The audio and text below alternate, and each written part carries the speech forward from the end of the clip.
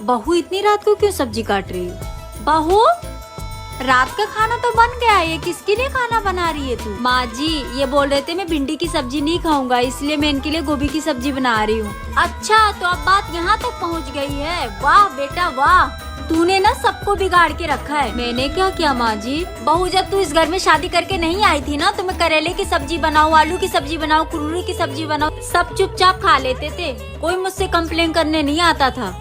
और तू इन सब की फरमाइश पूरा करी है। तूने क्या यहाँ पे होटल खोल रखे हैं? नहीं माँ जी। तो क्या जरूरत है इन लोगों के लिए 56 भोग बनाने की? तेरी खुद की जिंदगी नहीं है क्या? है माँ जी। और बहू सुन, तू जाके आराम कर, और सुन कल सुबह करेले की सब्जी बनाना, मैं भी देखती हूँ कौन नहीं खाता है, किसकी शिकायत आती है। ठीक है माँ जी। घर में बहू क्या आ गई, सबको 56 भोग चाहिए? अभी खिलाती हूँ सबको 56 भोग। बहू जी माँ जी। तेरी शादी को भी कितने दिन हुए हैं? माँ जी अभी 1 महीना हुआ है। ये क्या हुलिया बना के रखा है? माँ जी लेकिन ये तो कह रहे थे कि यहाँ सब अलाउ है। उस नालायक के कहने से क्या होता है? ये घर मेरा है, यहाँ मेरी चलेगी, ना कि उसकी।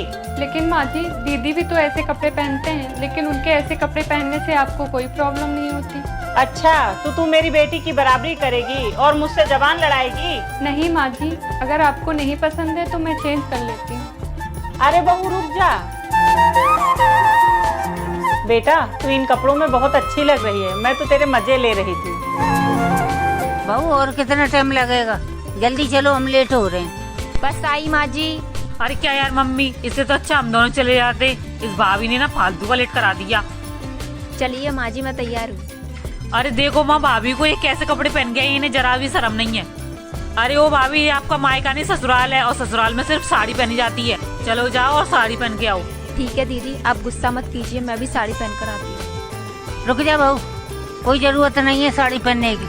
मम्मी क्यों रोक दी भाभी को? तू चुप रह लड़की, तू मेरे बहू के बीच में ज्यादा मत बोल। जैसे तू इस घर की बेटी है, जैसे ही बहू इस घर की बेटी है। जो इसका मन करेगा वो ही पहनेगी। तू भी तो किसी की घर की बहू बनने वाली है ना, तो तू इन रखोतों को बंद कर दे। चल बहू चलते हैं।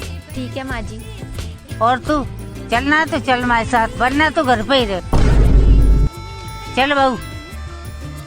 क्या आपके घर में भी ऐसी लड़ाई? माँ जी दाल कैसी बनी है? ठीक ही बनी है। इसमें तो नमक बहुत तेज है। नमस्ते संदन। नमस्ते। अरे मम्मी का फोन। अब माँ जी मम्मी को सब सच बता देंगी। हाँ हाँ समदन जी, वो तो बहुत अच्छे से घर को संभाल रही है। आपने इतना बोल दिया, मैं निश्चित हो गई। चलो ठीक है, मैं फोन रख। ठीक है। माँ जी आपने मम्मी से झूठ क्यों बोला कि मैं हर काम अच्छे से कर लेती हूँ? हर एक सास के अंदर ये समझदारी होना चाहिए कि अपने घर की बात कहीं बाहर नहीं जाना चाहिए। और तू भी तो इस घर की हिस्सा है ना। जरूरी तो नहीं कि जन्म देने वाली माँ ही सब कुछ सिखाए, और एक माँ ससुराल में भी तो होती है जो अपनी बहू जैसी बेटी को सब कुछ सिखा देती है। माँ अपनी बेटी को तो सभी प्यार देते हैं, लेकिन किसी और की बेटी को अपने घर में लाकर उसे प्यार देना, संस्कार देना बहुत बड़ी बात होती है, जो आपने मुझे दिया है। कैसे ना दूं?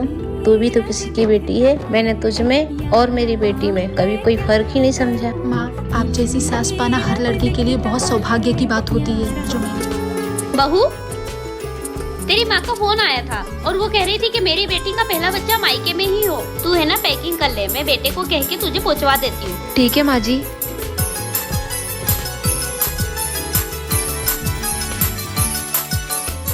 हेलो माँ, मैं मायके नहीं आऊंगी। क्यों बेटा?